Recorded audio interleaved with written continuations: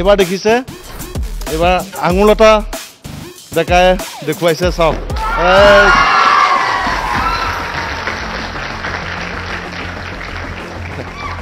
হয় ইতিমধ্যে কেনেকুৱা আপুনি পুৰা এক্সপাৰ্ট এটোৱে কৈছে আঙুলতা চবতে এক্সপাৰ্ট খালি চিনি নাপাই লাহে লাহে ওলাই আছে এতিয়া কি ক'ম আৰু আসলে কি হয় কনফিডেন্স লেভেলটো বহুত বেছি হাই হৈ যায় ভাল লাগে আৰু শৰীৰ চৰ্চা কৰি আছিলোঁ কাৰণে এইখিনি শক্তি আছে শৰীৰত গতিকে মই আশা ৰাখিম যে আমাৰ যুৱতী সকলোৱে এই যি সমৰ কলা আছে ইয়াতে সকলোৱে আহক আত্মৰক্ষৰ কৌশলসমূহ শিকি লওক ধন্যবাদ প্ৰথমে মোৰ এটা প্ৰশ্ন বা চৰ্চা হৈছে যে সমৰ কলাত জড়িত হৈ ৰাজনীতিৰ পৰা সন্ন্যাস লোৱা হ'ল নেকি বা ৰাজনীতি ত্যাগ কৰা হৈছে নেকি বহুত মানুহে নাজানে যে মই এগৰাকী অভিনেত্ৰী আৰু অভিনেত্ৰী হৈ থকা সময়ত মই ভ্ৰাম্যমান থিয়েটাৰত থাকোঁতে বহুত এনেকুৱা একশ্যন ধৰ্মী কিছুমান মই নাটকো কৰি থৈছোঁ আৰু ছবিও কৰি থৈছোঁ গতিকে স্বাভাৱিকতে যিহেতু শৰীৰ চৰ্চাটো মই সকলোৱে জানে যে খুব ভাল পাওঁ মই নিজে আৰু মই যিটো অনুভৱ কৰোঁ আৰু মই যিৰ পৰা আত্মবিশ্বাস পাইছোঁ গতিকে মই সেই দিশটো আগত ৰাখি আত্মবিশ্বাসৰ দিশটো আগত ৰাখি এনেকুৱা পৰিকল্পনা এটা মই কিন্তু ৰাজনৈতিক মঞ্চখনৰ পৰা কৰিম বুলি ভাবি থৈছিলোঁ আজিৰ পৰা প্ৰায় 2 বছৰ আগত কিন্তু কিবা এটা পৰিৱেশত মই তাৰ পৰা ওলাই আহিলোঁ আৰু আহি সেই কিন্তু মনত খুদনি এটা থাকি গ'ল আৰু আজি মই সেই গোটেই পৰিকল্পনাটো প্লেটফৰ্মখন বেলেগ কাম্যৰ উদ্যোগত আমাৰ সদৌ অসম কাৰাটে সন্থাৰ সহযোগত 5 দিনীয়া কাৰ্যসূচী প্ৰায় 150-200 আমাৰ যুৱতীসকলক লৈ কৰি আছোঁ আৰু ভাবিব নালাগে ৰাজনীতি কৰি থাকিম আৰু লগতে এইবিলাকো চলি থাকিব প্ৰথম সুধিলোঁ যিহেতু চৰ্চা হয় ৰাজনীতিবিদৰ ক্ষেত্ৰত কিন্তু আটাইতকৈ ডাঙৰ কথা আঙুলতা ডেকাই কি উদ্যোগ লৈছে এইটো এটা ডাঙৰ কথা যে নাৰীৰ আত্মসুৰক্ষা এইটো সদায় আমি এই প্ৰসংগটো উত্থাপিত কৰি আহিছোঁ বিভিন্ন সময়ত কিছুমান ঘটনাও সংঘটিত হৈছে আৰু সেই ঘটনাৰ পৰা বাচিবলৈ পৰিত্ৰাণ পাবলৈ নাৰীয়ে নিজকে গঢ়ি তুলিব লাগিব কি ধৰণে গঢ়ি তুলিব নাৰী শাৰীৰিকভাৱে শক্তিশালী হ'ব লাগিব বৌদ্ধিকভাৱেও শক্তিশালী হ'ব লাগিব আৰু আঙুলতা ডেকাই কাম্য অনুষ্ঠানটিৰ জৰিয়তে তেনেকুৱা এক উদ্দেশ্য লৈছে মই আকৌ পুনৰ আঙুলতাৰ ওচৰলৈ গৈছোঁ মই যিখিনি কৈছোঁ নিশ্চয় একদম ঠিক কথাই কৈছে কাৰণ কেলে আমাৰ অভিজ্ঞতা বহুত বেছি কাৰণ ভ্ৰাম্যমান থিয়েটাৰটোৰ প্ৰায় মই 8 বছৰ আছোঁ সমগ্ৰ অসমত ঘূৰিছোঁ আৰু ছবিবিলাক দেখিছোঁ নিজ চকুৰে দেখিছোঁ আৰু ৰাজনীতিৰ ক্ষেত্ৰখনত থাকি যেতিয়া এটা সমষ্টিৰ যেতিয়া সমস্যাৰ লগত যেতিয়া মই নিজকে সোমাই পৰিলোঁ তেতিয়া দেখিলোঁ যে বেছিভাগ আমাৰ গাঁও অঞ্চলত যদিও বা আমি ইয়াতে সজাগতাৰ কথা কওঁ এই মঞ্চখনত কওঁ কিন্তু ভিতৰত পাবলৈ বহুত বেছি বাকী আছে সেই সজাগতাৰ গতিকে বিশেষকৈ আমাৰ যিটো মই কাম্যৰ যিটো আমাৰ লক্ষ্য আছে মই সেইটোৰ বিষয়ে ক'ব লৈছোঁ যে আমি সেইখিনি মানুহক আমি টাৰ্গেট কৰিম যিসকল লোকে হয়তো ক'ৰবাত আমাৰ সমাজৰ পৰা বঞ্চিত হৈ আছে মানে এই সুবিধাবোৰৰ পৰা বা সজাগতাৰ পৰা বঞ্চিত হৈ আছে নিষ্পেষিত হৈ আছে সেয়া লাগিলে শিশুৱে হওক কিশোৰীয়ে হওক যুৱতী হওক বা মহিলাৰ ক্ষেত্ৰতেই হওক সেই প্ৰত্যেকগৰাকী আমাৰ প্ৰতিটো শ্ৰেণীৰ মহিলা কন্যা শিশুসকলৰ কাৰণে আমাৰ এই কাম্যই সদায় সামাজিক বৌদ্ধিক শৈক্ষিক আধ্যাত্মিক শাৰীৰিক এই গোটেইবিলাকে সামৰি আমাৰ সদায় সজাগতাৰ চেষ্টা কৰিব আৰু সজাগতা কেৱল কিন্তু মঞ্চৰ পৰা নহয় দেই মঞ্চৰ পৰা আমি কেতিয়াও নকৰোঁ এইটো এটা মই পৰীক্ষামূলক এটা আৰম্ভ কৰিছোঁ যে কলেজবিলাকৰ পৰা তেওঁলোকৰ সমৰ্থনটো কেনেকুৱা কিন্তু ইমান ভাল লাগিছে ইমান দূৰ দূৰ কলেজৰ পৰা আহিছে আৰু আজিতো আৰু বেছি ভাল লাগিছে যে কিছুমান নিজে আহিছে যিবিলাক আমাৰ ৰেজিষ্ট্ৰেশ্যন আমি এটা প্ৰক্ৰিয়া কৰিছিলোঁ নিজে আহিছে কিমান যুৱতী আহিছে অসমৰ সকলো ঠাইৰ পৰা আহিছে সকলো কলেজৰ পৰা আহিছে কিন্তু এটা কথা হৈছে যে আমি যেতিয়া আৰম্ভ কৰিছোঁ পলমকৈ আৰম্ভ কৰিছিলোঁ সময় বহুত সীমিত আছিল গতিকে আমি পৰীক্ষামূলকভাৱে এইটো কৰিছোঁ আৰু আগন্তুক দিনত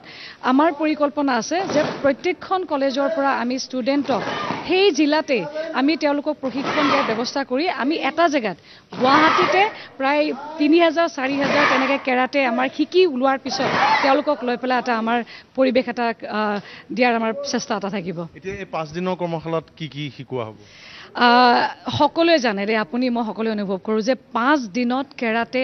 সম্ভৱ নহয় সম্পূৰ্ণ প্ৰক্ৰিয়াটো কিন্তু আমি শৰীৰ চৰ্চাটো কাৰণ বহুতে আজি শৰীৰ চৰ্চা নকৰাৰ কাৰণে বহুত বস্তু তেওঁলোকে সমাজৰ পৰা মই ভাবোঁ যে বহুতে সেই আত্মবিশ্বাসটো ক'ৰবাত হেৰাই গুচি গৈছেগৈ আজি শৰীৰ চৰ্চাৰ লগত আত্মবিশ্বাসটো থাকে ডিচিপ্লিনটো থাকে বা নিজৰ এটা পৰিকল্পনা থাকে ভৱিষ্যত পৰা দিনটোৰ পৰিকল্পনা থকাৰ লগে লগে মানুহে প্ৰায় জীৱনটোক লৈ পৰিকল্পনা কৰা এটা সুবিধা পায় গতিকে আজি যিসকল ইয়াতে আহিব এটা প্লেনিং থাকিব ৰাতিপুৱা 5:30 বজাত উঠিবই লাগিব এইখিনি সময়ত য়োগাটো কৰিবই লাগিব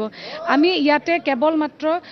কাৰাটে প্ৰশিক্ষণ একদম বহুতকেইটা ভাগ থাকে তাৰ ভিতৰত আমি আটাইতকৈ বেছি এতিয়া দৰকাৰী দিম যে সেলফ ডিফেন্সৰ কেইবাটাও প্ৰক্ৰিয়া থাকে যে উপস্থিত বুদ্ধি আৰু উপস্থিত কলা মানে কৌশলেৰে যে আত্মৰক্ষাক বিভিন্ন ধৰণৰ কৌশল থাকে অন্ততঃ আমি প্ৰশিক্ষকৰ লগত কথা পাতি লৈছোঁ যে 5 দিন যে থাকিব 5 দিনত অন্ততঃ আমি তেওঁলোকক কিবা এটা সেই বস্তু এটা পঠিয়াই দিব লাগে আৰু সেইকাৰণে তেওঁলোকক আমি ব্যৱস্থা কৰিছোঁ যে প্ৰায় 10-15টা মান যদি হঠাৎ তেনেকুৱা ধৰণৰ পৰিস্থিতি হয় দুপত্তাখনেৰে কেনেকৈ কৰিব বেগটোৰে কেনেকৈ তেওঁলোকে নিজকে ৰক্ষা কৰিব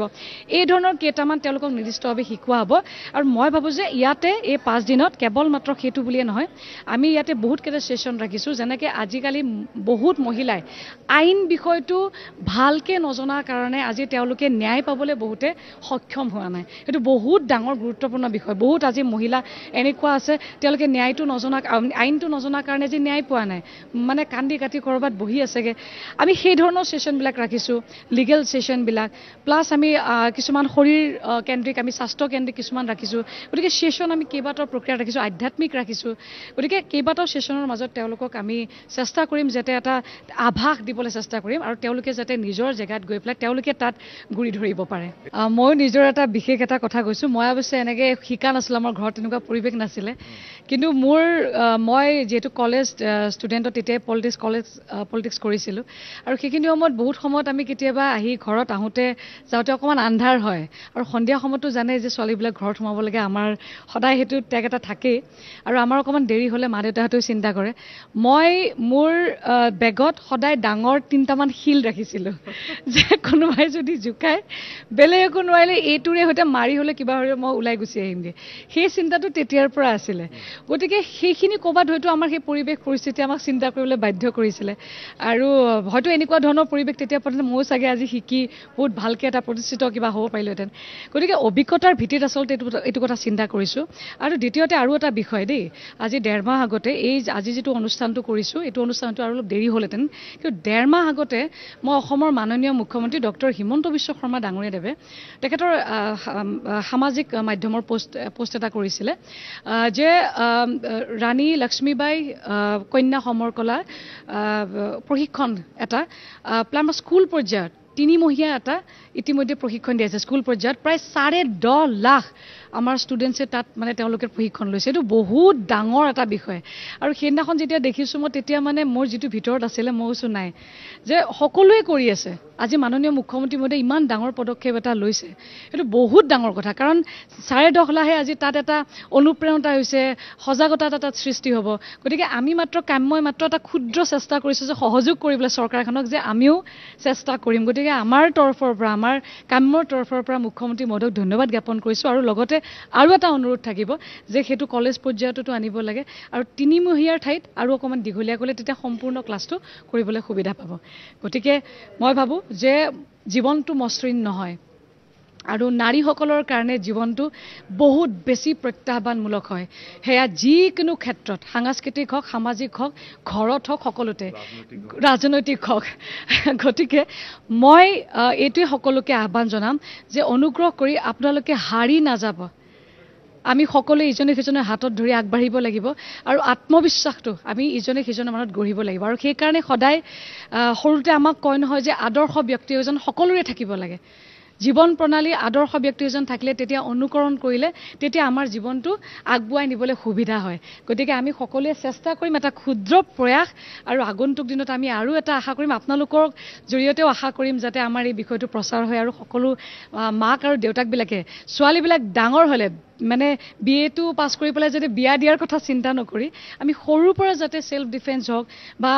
আমাৰ এইটো কি আছিলে স্বাৱলম্বিতাৰ দিশটো বহুত গুৰুত্বপূৰ্ণ সেই দিশতো আমি কাম কৰিম এই দিশবিলাকো যাতে সামৰি কেৱল যাতে সন্ধিয়া এইটো নকয় যে মা তুমি সন্ধিয়া নোলাবা তাতকৈ এইটো কওকচোন যে সন্ধিয়া ওলাবা তুমি কিন্তু তুমি নিজকে প্ৰস্তুত কৰি লোৱা